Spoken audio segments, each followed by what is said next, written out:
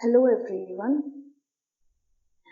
For the past 2-3 days, we were discussing about different aspects of health which been influenced by climate change.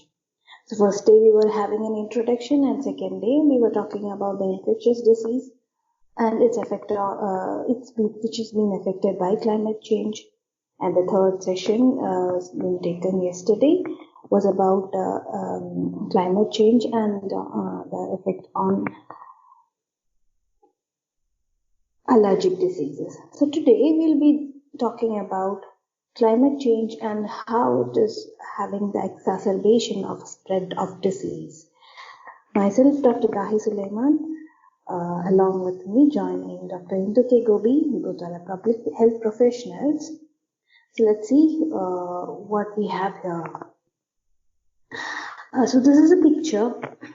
So you can see few kids are playing in water. So let's see what's the description says. Children play in a stream created by flooded water after the passage of the cyclone Idai in Mozambique on March 24, 2019. Scientists say more frequent flooding increases the risk of diseases. So it's like because of this climate change cyclone, the flood has happened and these kids are playing in this flooded water. So we can assume that their health condition, their hygienic conditions are not that great, which will lead them in which will lead them to any kind of health diseases, which is waterborne, etc. Yeah. So let's look into what further we have here. Climate change is impacting human lives, health, and diseases in a variety of ways. It threatens the essential ingredients, the basic determinants of health. It's very basic things, which is a clean air, safe drinking water, nutritious food supply, and safe shelter. This all have the potential to undermine the decades of progress in global health. Based on studies conducted mostly between 1990 to 2018, three aspects that resemble the impact of climate change on diseases are: first one is emergence and re-emergence of vector-borne diseases. Second one, impact of extreme weather events. And third one is social upliftment with education and adaptation. Here are just a very few estimations that between 2030 and 2050, climate change is expected to cause approximately 2.5 lakh additional deaths per year from malnutrition, malaria, diarrhea, and heat stress alone. We'll be talking about these kind of diseases in further slides. What second point says is that direct damage costs to health is estimated to be between $2 to $4 billion per year by 2030. So these two estimations are given by WHO, World Health Organization. Let's look into the influence of extreme weather on disease. The first one is heat and drought.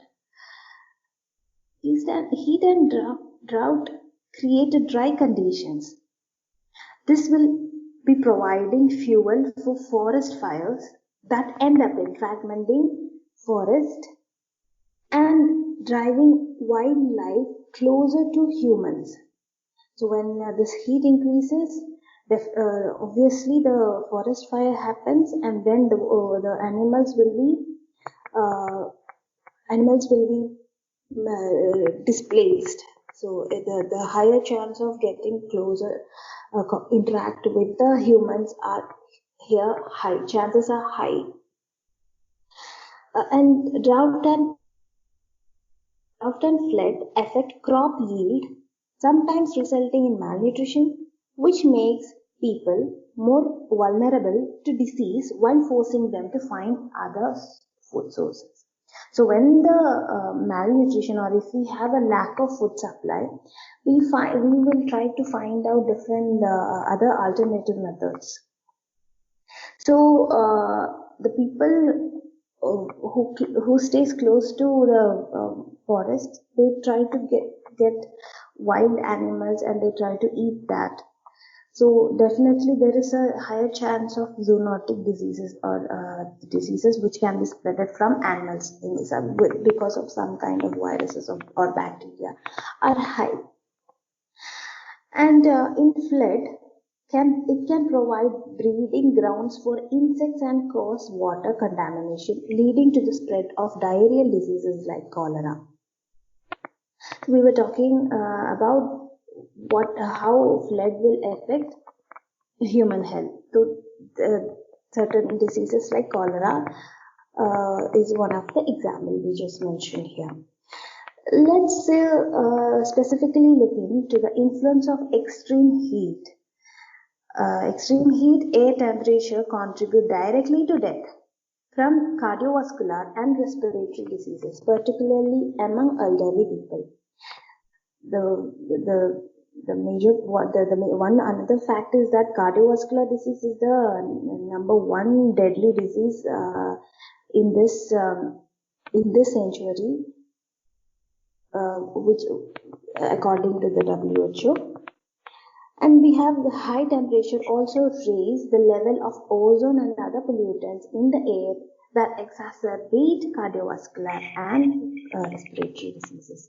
So higher temperature, because of that, there is a raise of ozone and other pollutants, leading to CVD and respiratory illnesses.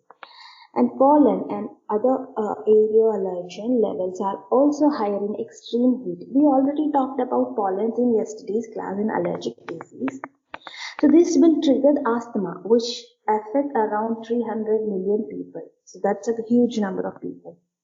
Now coming to the natural disasters, effect on natural disaster. Rising sea level and increasingly extreme weather event will destroy homes, medical facilities and other essential services. More than half of the world's population lives within 60 kilometers of the sea. People may be forced to move, which in turn heightens the risk of a range of health effects when the migration happens, when you are forced to move, from mental disorder to communicable diseases. So it's not only just talk about the communicable diseases, it's also talking about non-communicable diseases such as mental disorders. Further, we will be looking at it in the coming slides. And the second point we can say is increasingly variable rainfall patterns are likely to affect the supply of fresh water. Lack of safe water can compromise hygiene and increase the risk of diarrheal disease, which kills over 5 lakh children under 5 years every year. In extreme cases, water scarcity lead to drought and famine. By the late 21st century, climate change is likely to increase the frequency and intensity of drought at regional and global scale. Flood and extreme precipitation are also increasing in frequency and intensity. Floods contaminate definitely the freshwater supplies, and this heightens the risk of waterborne disease, and this thus create breeding grounds for diseases carrying insects such as mosquito. They are causing drownings and physical injuries, damage homes, and disrupt the supply of medical and health services. So these are the effects specifically from the flood. When it comes to the rise in temperature and variable precipitation are likely to decrease the production of staple food, very basic staple food, in many of the poorest regions. This will increase the prevalence of malnutrition and undernutrition, which currently cause 3.1 million deaths every year. What are the specific effect on pattern of infection? Climatic conditions strongly affect waterborne diseases. Yeah, that's we were talking about just now. And diseases transmitted through insects, snails, or other cold-blooded animals. Changes in climate are likely to lengthen the transmission seasons of important vector-borne diseases and to alter their geographic range.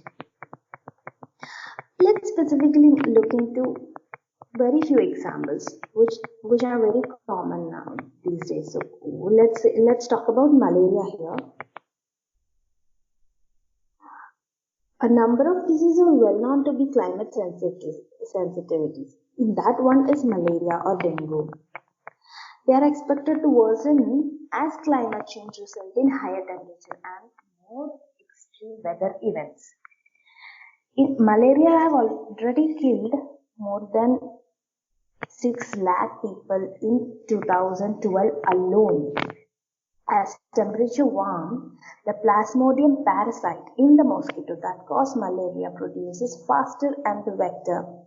Vector is nothing but the organism that transmits a disease. So the mosquito takes meals more often. Malaria reproduces faster and the vector, that is the mosquito, takes blood meals more often.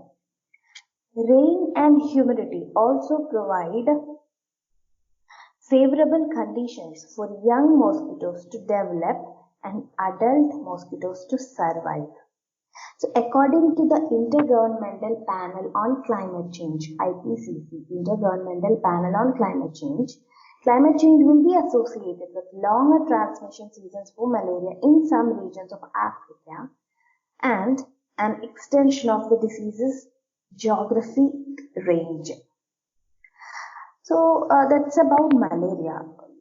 Let's talk about dengue fever. Dengue fever infects about 400 million people each year, where it is the primary cause of illness and also death in tropic and subtropic areas. The reproductive, survival and biting rates of the Aedes aegypti mosquitoes that carry dengue and yellow fever are strongly influenced by one is temperature, second is precipitation and humidity. Again, the IPCC, Intergovernmental Panel on Climate Change, projects that the rise in temperature along with the projected increases in population could put 5 to 6 billion people at risk of contracting dengue fever in the 2080s. Okay, so let's see what are the other major health effects. In that one is worsening mental health. We were generally talking about the other illnesses, about the cholera, we were talking about mosquito-borne diseases like vector-borne diseases or other pollutants and etc. So this is another area, mental health. So it's actually worsening the mental health. Why? Warmer temperature, wildfire, air pollution are triggering post-traumatic stress disorder, anxiety, substance abuse and depression. It also affects the physical diseases such as rise in temperature can cause health problems just we mentioned earlier, that is cardiovascular diseases like stroke, myocardial infarction, etc. and respiratory illnesses such as asthma, COPD, etc. Now, spreading mosquito-borne diseases, definitely we already mentioned, the distribution of Aedes albopictus mosquito, which carries dengue fever, is expanding across Europe due to changing temperatures. Okay, so actually, who are more prone to get these issues, the health issues related to climate change? That too in intensified way. Who are the risk population? They are the vulnerable population. Who are these vulnerable population? They are people living in small island and developing states and other coastal regions where the facilities are very less, and then mountainous where there is no infrastructure or no better health service or health delivery, and they will be too prone to get it. And the polar region children living in poor countries, and obviously elderly population. When people with infirmities or pre-existing medical conditions, areas with weak in health infrastructure, mostly in developing countries. Let's put it all in a diagrammatic way. So what here actually says is, because of the climate change, temperature, humidity, wind, precipitation, dust, etc., three kind of effects are happening. The first one, in the right side, it is talking about host pathogen and transmission. It is having an interconnection with the human society. So these host pathogen transmission and the human in connecting to the human society, it will lead to the infectious diseases. It could be vector-borne, waterborne, foodborne, airborne, or others. There is another effect this climate change is directly affecting human society and is affecting host pathogen and transmission, also affecting the social impact. So in the social impact session, because of the climate change, what actually happens is it alters the livestock production and harvest production. This leads to food security and livelihood security, finally leading to poverty and human behavioral changes. These will three affect the demographic shifts and the production shifts. So that definitely will affect a human society. And so here we will execute in some other, explain it in another way. Climate change directly impact on extreme weather, heat waves, wildfires, and disasters. And it impacts through natural system, and it is impact through socioeconomic system. In natural system, it affects like air pollution, food and water contamination, distributional shift of vector, host, and pathogen. And coming to the socioeconomic system, it alters the food and water. It offers of insecurity in food and water, which is a very basic need, and conflicts due to resource scarcity, forced displacement, and then mental disorders. So all these three is leading to social and behavioral context, leading to health system condition, and the end leading to health impact. So climate change, how it is impacting health is what we are talking here. Now we'll see a more clinical way.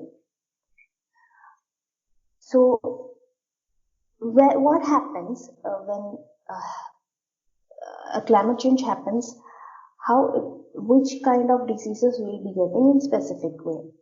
So for more extreme weather condition, that is air pollution, and another is air pollution. Because of air pollution, we get asthma or any kind of cardiovascular diseases. And also change in vector ecology. The climate changes are rising sea level, increasing carbon dioxide level, rising temperature, more extreme weather. So these four are. So these all will combine, combined climate change. In that air pollution, because of air pollution, we get asthma and cardiovascular disease. Because of change in vector ecology, we get malaria, dengue, encephalitis, hantavirus, chikungunya, etc. And increasing allergens definitely will lead to asthma or any kind of respiratory diseases. What happens to the water quality? Water quality impacts on cholera and different harmful algal blooms will happen. And when it is questioned about the water and food supply impact, it definitely lead to diarrheal disease or malnutrition. Environmental degradation will lead to forced migration, civic conflict, and mental health impact. We were just mentioning before slide that 60% of world population is living close to the sea level. So rise in temperature, rise in the sea level will lead to forced migration. This will definitely affect the mental health impact.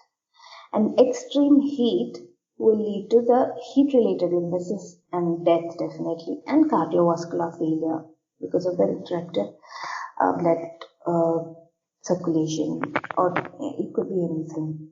And severe weather leads to injuries, fatalities, mental health impact. So it's just talking in a clinically which area of your body is actually getting affected, or mentally or physically or socially. Coming to what is our concern basically. What should be our concern? So we should be concerned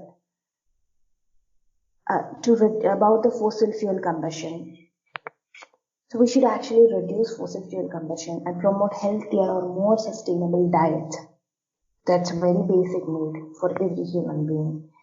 And reduce the emissions of greenhouse gases through better transport and food and energy use choices. Better surveillance system and strong health service system, improving infrastructure and collaboration. Collaboration could be with organizations or like WHO or any international level organization, or local level organization who can implement it.